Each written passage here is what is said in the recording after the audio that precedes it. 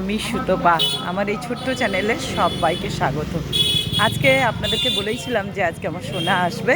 হ্যাঁ, সোনা আজকে এসে গেছে। সোনা রিজুবাবু দুজনেই এসছে, তাই একটু দেরি হয়ে গেল এখানে আসতে। আর এখানে আজকে বৃষ্টি বৃষ্টি ওয়েদারটা ছিল, কিন্তু এখন আর বৃষ্টি হচ্ছে না। তাই ভাবলাম দেরি তো হয়েইছে, তাই একটু বাইরে থেকেই শুরু করলাম ব্লগটা। সকলে ভালো আছেন তো? আশা করি সকলে ভালো আছেন মায়ের কৃপায়। চলুন আপনাদেরকে নিয়ে যাই মহামায়ার মন্দিরে। আর আজকের ওয়েদারটা খুব সুন্দর, ঠান্ডা ঠান্ডা আছে। যদিও মেঘ ঝড় বৃষ্টি এখন থেকে না হলেই ভালো লাগে, কিন্তু প্রকৃতি তো কারো কথা শোনে না। যখন যা হবার তখন তাই হবে। তাই চলুন, এবার আমিও চলে এসেছি নাট মন্দিরে, যেখানে মায়ের নাট মন্দিরে গান হয়। সেই নাট মন্দিরে এলে সন্ধেবেলা আপনার মন প্রাণ ভরে যাবেই যাবে।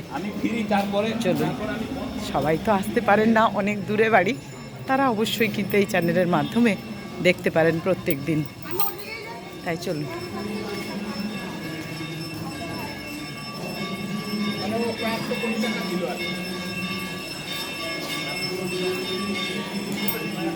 মহামায়া জগৎ জননী আদ্যা শক্তির কাছে চলে এলাম।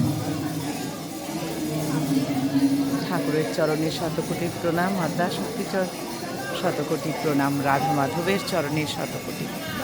চলুন।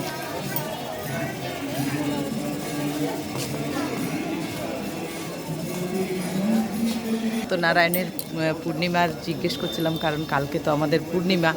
আর ঠাকুরমশাইয়ের কাছে জিজ্ঞেস করছিলাম, তা উনি বললেন যে কালকে 7টার পরে লাগবে, আর তারপরের দিন 6টা 48-এ লেগে যাবে। কীরকম দেখুন, বলছেন উপোস করবি কেন? উনি বলছেন আজকে লাগবে আর কালকে লাগবে, তো এই কালকে ছেড়ে যাবে, কাল রাত তোরা করতে পারবি না। যাই হোক, কালকে লাগছে সন্ধ্যে 7টার পর, আর আমরা তারপরের দিন সন্ধে 6টা 48-এ মানে পূর্ণিমা ছেড়ে যাচ্ছে। যাই হোক, যারা পূর্ণিমা করেন আমার মতো, তাদের পক্ষে ভালোই হলো যে আজকে আর যাবো না, উঠে যাচ্ছে। পুলিশ উঠে গেছে, আর গিয়ে লাভ নেই। আজকে এমনিতেই দেরি হয়েছে, তাই পূর্ণিমা লাগছে কালকে 7টার পরে, আর পরশু দিন লাগছে ছাড়ছে 6টা 48-এ।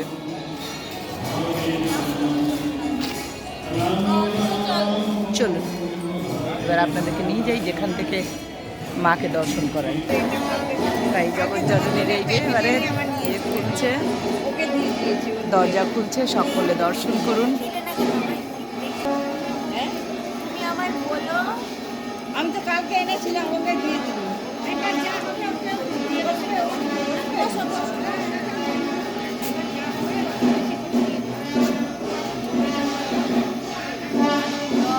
জয় মা, জয় মা।